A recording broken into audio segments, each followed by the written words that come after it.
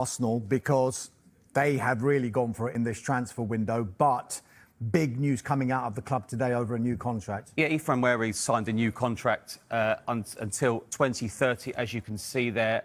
18 years of age, his previous deal was going to expire.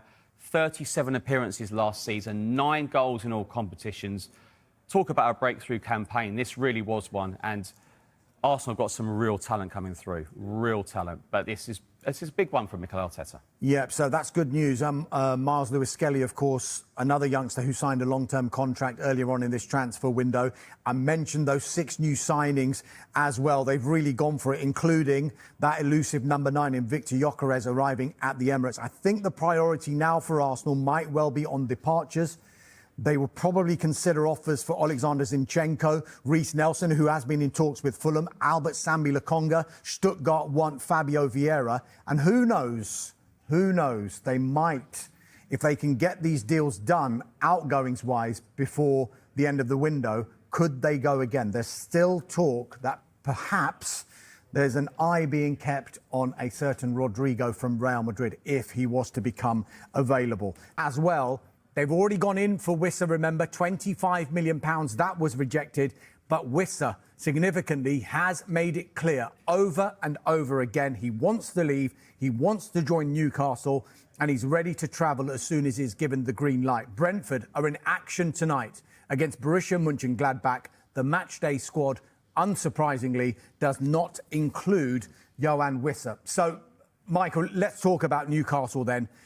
It has been a very, very frustrating window, a very, very difficult one. This was supposed to be the window, wasn't it, when they were going to go for it. Champions League football back at St James's Park. A first trophy in over 50 years back to St James's Park. It just simply hasn't worked out that way. It's unbelievable, really. I mean, I remember hearing a quote from Amanda Staveley, who's obviously no longer at Newcastle, when Newcastle won the League Cup, and she said this will be just the beginning for Newcastle United. But they've done so well over the last few years in terms of recruitment, and it all started with Kieran Trippier. Then you've got Bruno Guimaraes, who's been absolutely brilliant. Sven Botman's been great when he's fit. Timo Livramento, Lewis Hall, Anthony Gordon. Sandro Tonali's back and brilliant. Isak's been a great signing. But then all of a sudden, it's stalled this summer, and it's so incredibly hard. But, you know, obviously, Eddie Howe and Newcastle are shopping in the same window as other clubs, and they've seen that, and it's been ever so frustrating. I don't think Eddie Howe could have done any more. He's such a great talker, and he's got everyone respects him, and it's just one of those. It's been incredibly frustrating. But all I could say really is the window is not over, and I'm sure Newcastle will do plenty of business. You say do plenty of business. I mean, the shadow that is Alexander Isak continues to hang over the rest of their window, because it's almost got to a point where do they need to start spending this money in the knowledge that at some point Isak might be leaving the football club? Well, I think, as Keith has been saying all week, they need players alongside Isak, and they need more. I keep going back to it. The European campaign for all these clubs, it's going to be relentless. And when Newcastle did get in the Champions League last time, their league form suffered, and that season they missed out on Europe. So it's going to be relentless for clubs like Newcastle. So they're going to need more. Wissa clearly wants to go to the football club, and then they need one more. That's striker. We talk about Newcastle United shopping in the same market as some of these other big clubs. Not only clubs who are in the Champions League, but, as we've seen this week, clubs like Manchester United, who may have finished 15th, but there is still that pull of Manchester United. We've heard that Šeško only wanted to go to Manchester United. So it wasn't anything to do with Newcastle. It wasn't a case of snubbing Newcastle, but it was a case of wanting to play for Manchester United. But what Newcastle have got at the moment is a bit of an uncertain structure, if you like, because no sporting director, no chief executive. How much can that add to the uncertainty? And for players who are wanting to join a club thinking, actually, is everything fine at this football club or not? But you've got to get the right sporting director as well, don't you? Because when Dan Ashworth was there, it looked like he'd signed some really good players. Then you hear about Alexander Isak maybe being unhappy last season about not getting a contract extension. And we look at the Benjamin Sesko deal. It's not just Ruben Amorim who wanted it, was it? It wasn't just Amorim. Yeah, I mean, look, everyone at Manchester United have got this structure now, which they I guess that was what the cynics would point towards Manchester United in the 10 or 11, 12 years since Sir Alex Ferguson retired from the manager's post at the club, was there was no structure there. Gary Neville would consistently say there's no sporting director there. I'm sure that while Manchester United were winning all of these titles under Sir Alex Ferguson, the rest of the chasing pack were thinking, how are we going to stop them? How do we stop this? How do we start winning these trophies? So they built their structures while United continued with, well, we just need a good manager and that should be fine. It's only now that United have got their structure, and we're starting maybe to see the fruit of that structure bear fruit, because you've got the likes, as we've been mentioning before, this entirely new front three that Manchester United have bought. They've surprised everyone with how they've approached this transfer window. And perhaps what United have done is what many people expected Newcastle to have done in this window.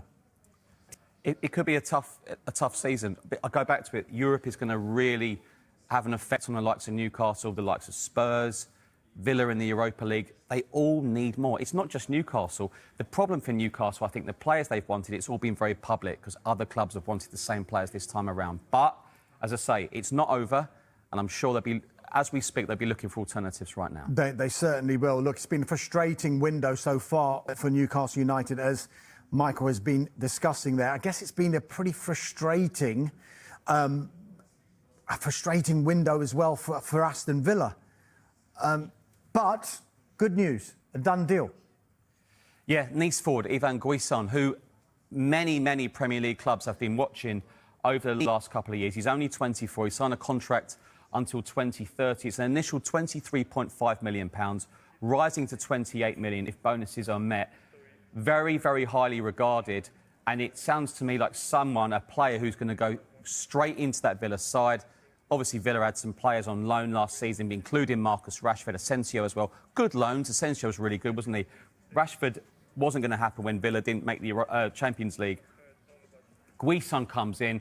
But an interesting one for Villa. I'm still really intrigued by Villa, because when Villa played Spurs at the end of last season, Emi Martinez went round the ground and in tears. People were thinking, what's going on there? Because you don't want to lose him. Morgan Rogers, brilliant player. Ollie Watkins, all linked with other clubs. But they want to keep their best players. We know about the European financial situation, the PSR. But that's a positive signing today. And let's go back to it. Unai Emery. Ethan Nwaneri has signed a new long-term contract with the club. Our highly talented attacking midfielder, who has been with us since the age of 8, has committed his future to the club following his impressive rise through our Hill End Academy and into the first team. Ethan made history when he became the youngest player to feature for our men's first team, at the same time becoming the youngest top-flight player in English football history, aged 15 years and 181 days in 2022, and last season the England under-21 international reached new levels. He produced an exceptional first full campaign at senior level, making 37 appearances, 16 of them starts, and scoring 9 goals. Ethan's first 2 goals came against Bolton Wanderers in the League Cup, and he added another, a spectacular effort from distance, at Preston North End in the next round, before netting his first Premier League goal against Nottingham Forest in November. In January, Ethan became only the 3rd player, after Michael Owen and Wayne Rooney, to score 3 Premier League goals before his 18th birthday, shortly before he opened his Champions League account at Girona. That Strike won our Goal of the Month award, and he was also our Player of the Month for February, a month which included a spectacular goal in the 5-1 win over Manchester City.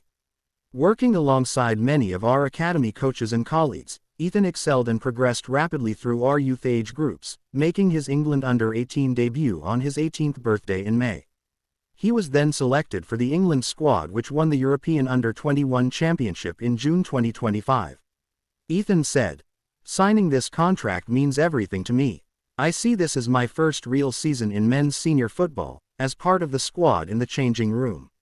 I'm so excited for what I can bring to the team. I want to help us win as much as possible and bring happiness and glory to the club.